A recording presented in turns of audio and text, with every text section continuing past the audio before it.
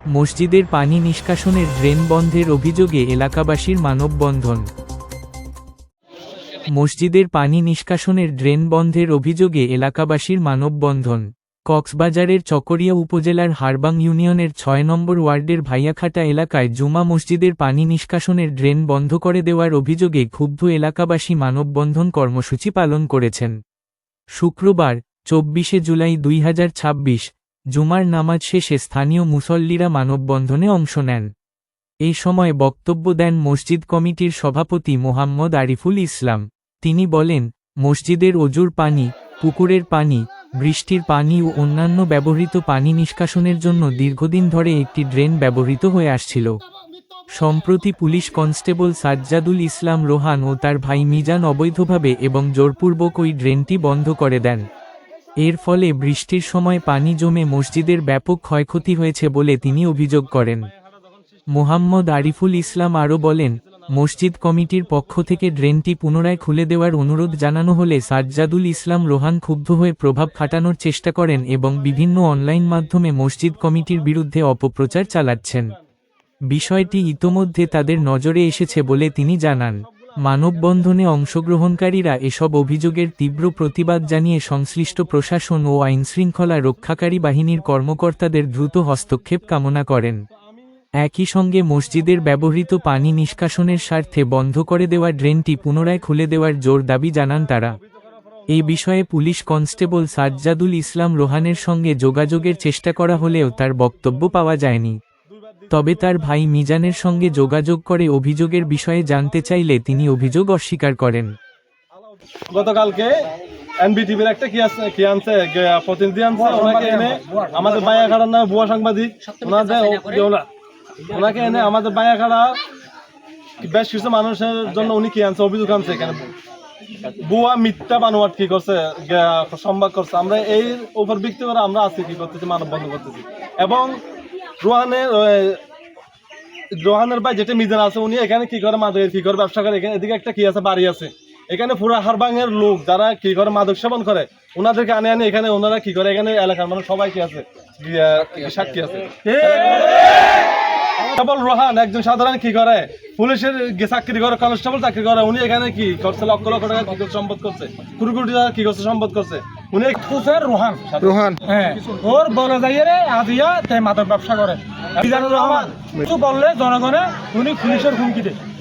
এই সাজ্জাদুল ইসলাম রোহান এবং মাদক ব্যবসায়ী মিজান, এরপরে আমরা এই হারবাং পুলিশ পার্টিতে অভিযোগ দেওয়ার পর ওনারা কোনো ব্যবস্থা নেয় নাই, বরঞ্চ আলাউদ্দিনের আন্ডারে ওই যিনি আইসি আছে এসআই, ওনার মাধ্যমে আরও প্রভাব কাটিয়ে রোহান, আমরা যে ইউনুসার থেকে যেটা অনুমোদন নিয়ে নালা কাটছিলাম আমাদের মসজিদ রক্ষার্থে, মসজিদের মার্কেট রক্ষার্থে, ওনারা বরঞ্চ ওটা গত পরশুদিন ওটা বন্ধ করে দিয়েছে।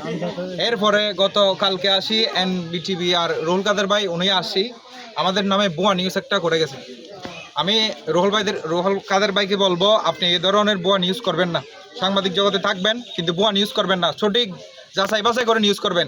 আপনি আমাদের এলাকার কারোর থেকে কোনো ইন্টারভিউ নেন নাই বা কারোর থেকে জিজ্ঞেস করেন নাই। আমাদের এলাকার মানুষের চাওয়া কি, আপনি নিয়েছেন মাদক ব্যবসায়ী মিজানের থেকে ইন্টারভিউ নিয়েছেন, আরেকজনের থেকে নিয়েছেন, সেটা হচ্ছে আমাদের মসজিদের সাথে ওনার সাথে আমাদের কোনো কানেকশন নাই। যে মহিলাটাকে আপনি ইন্টারভিউ নিয়েছেন ওনাদের সাথে আমাদের কোনো সম্পর্ক নাই, আমাদের মসজিদের কোনো সম্পর্ক নাই। উনি 80 নিউজ করে গেছে এবং আমাদের নামে দখলবাজ এবং চাঁদাবাজ বলে গেছে। এগুলো আমরা আপনার থেকে আপনি এরকম বুয়া বানোয়াট সংবাদ প্রচার করবেন না ভবিষ্যতে। আর পরে প্রশাসনের কাছে 309-এ ফোন দিয়ে আমরা প্রশাসনের কাছে কি সমাধান চাইছি এবং এরপরে ইউনিসারের কাছে গেছি, এরপরেও সমস্যার সমাধান হয় নাই। এবং পরবর্তীতে ওরা কি করছে, আমাদের নিরহ জনগণকে সন্ত্রাসী বানিয়ে একটা নিউজ করেছে। একজন ভাইকে বলেছে বিভিন্ন থানায় ওদের নামে মামলা হয়েছে। সাজ্জাদুল ইসলাম রোহান একজন প্রশাসনের লোক বিদায় উনি বিভিন্ন থানায় আমাদের এই সাধারণ মানুষকে দিয়ে কি মামলা করাচ্ছে এবং হুমকি দিচ্ছে। ড্রেনটা বন্ধ করে দেওয়ায় মসজিদের পুকুরের মাছ সহ তাদের মসজিদের যে দোকান ছিল, দোকানের যেই মাটির দেওয়াল এগুলো পড়ে যাচ্ছে মসজিদের উড়ানে এবং অজুখানা ডুবে গেছে। তাৎক্ষণিক আমরা এই অনুসারের সাথে কথা বলে ওই ড্রেনটা আমরা কেটে গেছিলাম, এলাকার লোকজন নিয়ে কেটে দিয়েছিলাম।